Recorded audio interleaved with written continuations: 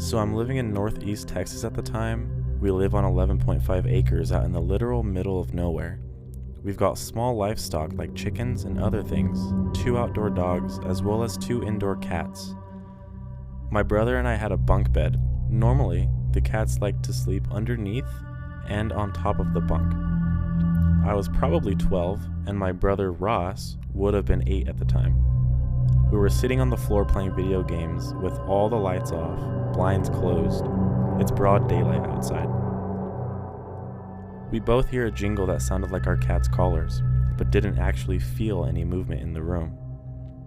You know when you can tell that someone is in the dark room and you can kind of sense when someone stares? So we try to follow the noise, and a nightlight is casting a shadow on the wall near the window of the room. There was a shadow of a black cat sitting on the floor against the wall to the right of the window, just looking in our direction. It was a perfect silhouette of our cat, but it had no eyes. My brother and I saw it at the exact same time as well. The moment Ross tried to speak, the cat moved to another wall, a wall where there were no shadows, and we literally saw this thing walk across the wall upwards at like 20-degree angle, defying gravity. It opened its fucking mouth at us, like a silent meow.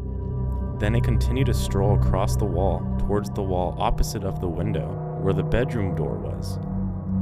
I finally snapped out of the panicky daydream and jumped up to turn the lights on so we could see what was happening. When the light came on, the silhouette disappeared. It scared the shit out of us, and we yelled. Our screams woke up the sleeping cat that was actually underneath the bed the whole time, and the other cat was outside of the bedroom on the sofa. Ross and I still have no idea what we saw.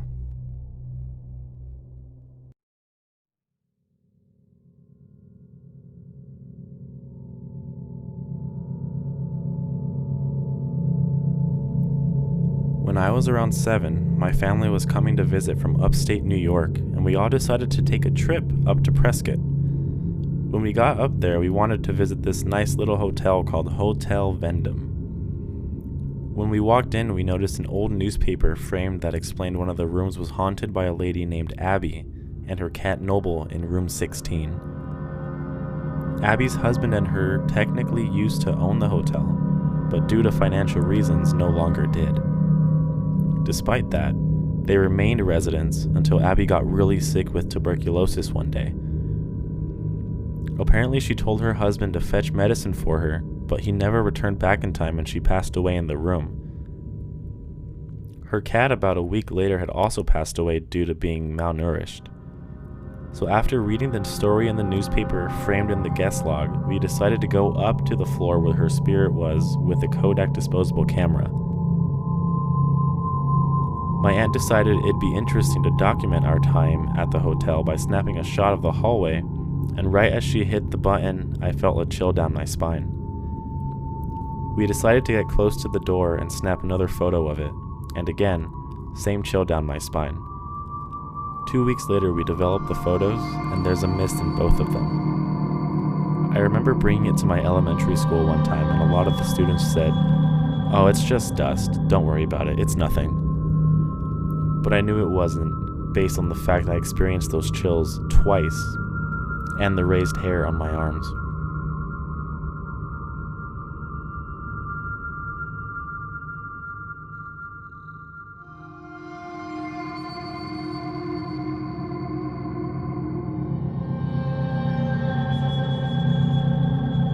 My dad currently lives by himself over in Santan Valley next to the Santan Mountains. So I went over the other day and he started telling me about how his house was haunted, and I of course thought he was screwing with me because he's a dude that believes in ghosts, but more like, I'll believe it when I see it kind of thing. And he's not one to seek help in these matters as well. Well, turns out he was so freaked out by what had happened he went to see a medium shortly after. He thinks mediums are fake, so this really shocked me.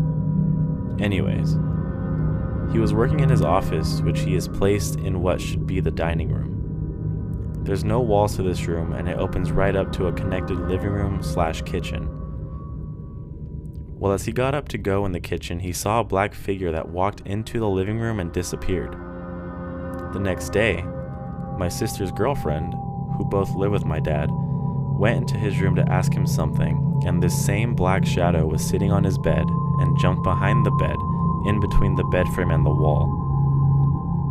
We talked it out, and back when we were children, our house was haunted by what we assumed was a little boy.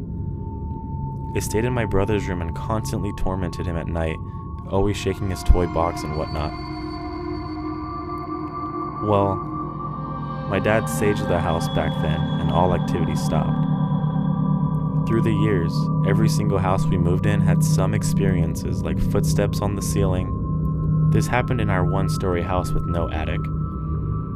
Doors shaking violently and shutting, footsteps down hallways, etc. We think my dad might be haunted by this same spirit he tried to get rid of back then.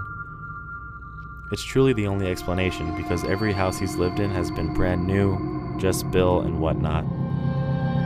He has yet to sage the house again, and what freaks me out the most is, according to some sources on the internet, a black shadow figure is commonly associated with demons.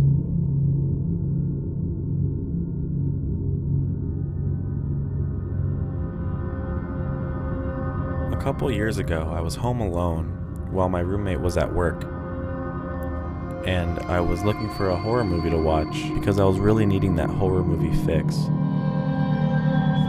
I ended up deciding, after what felt like hours of scrolling on Netflix, I ended up picking As Above, So Below. So, watching the movie went on as normal, the typical jump scares and feeling uncomfortable. As I reached the end of the movie, my bed, which was parallel to the hallway, was in my peripheral vision. As I'm watching the movie, I see a black shadow sprint across the hallway from one end to the other towards the bathroom. As this happened, the stomping shook the apartment, and it felt like it was a real person in the room with me. In a complete state of shock and panic, I felt frozen, staring deeply into the hallway, with the movie paused on the frame.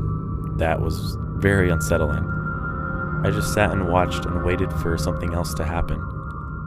After a few more seconds of waiting, the same black shadow with the same stomping that shook the apartment sprints back the other way and disappears. At this moment, I call my roommate in a sheer state of panic, ask him what time he is coming home. He then informs me that it won't be until another hour or so. So as I muster up the courage to get out of the apartment, I take a look into the bathroom, and everything is in complete disarray. The shower curtain was pulled, the litter box was moved, everything on the sink was disorganized. I decide to call a friend to see if they can hang out, in which they agree. So I grab my things and walk out the door, and as I begin to lock the door, I hear a whistle so high in pitch that progressively drops lower and lower, so low that it's impossible to imitate. The whistle had a very unnatural pattern to it, and as I walked away, I've always thought about it since, because I was so afraid of what was back at that apartment.